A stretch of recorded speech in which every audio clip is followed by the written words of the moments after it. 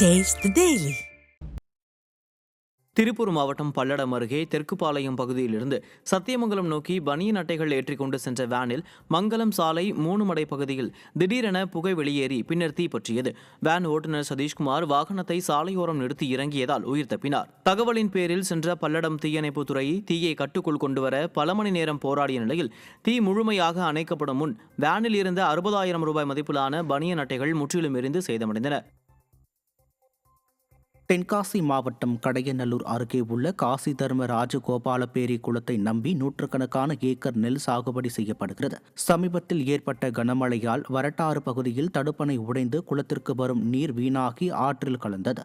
இதனால் குளத்திற்கு நீர் வராமல் விவசாயிகள் பாதிக்கப்பட்டனர். விவசாயிகளின் கோரிக்கையை அடுத்து தென்காசி அதிமுக வடக்கு மாவட்ட கழக செயலாளரும் கடையநல்லூர் எம்எல்ஏவுமான கிருஷ்ணமுரளி உடைந்த தடுப்பணையை நேரில் ஆய்வு செய்தார்.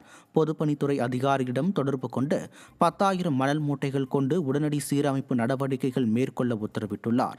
விவசாய நிலங்களை பாதுகாக்க தேவையான நடவடிக்கைகள் மேற்கொள்ளப்படும் என உறுதியளித்த கிருஷ்ணமுரளி மழைநீர் மேலாண்மை மற்றும் நீர்நிலைகளை பாதுகாக்க உரிய கவனம் செலுத்த வேண்டும் என வலியுறுத்தினார். தென்காசி மாவட்டம் சங்கரன்கோவில் பகுதிகளில் மழையால் வீடுகளை இழந்தவர்களை முன்னாள் அமைச்சர் வி.எம். ராஜலட்சுமி நேரில் சந்தித்து நிவாரணப் பொருட்கள் மற்றும் நிதி உதவி வழங்கினார்.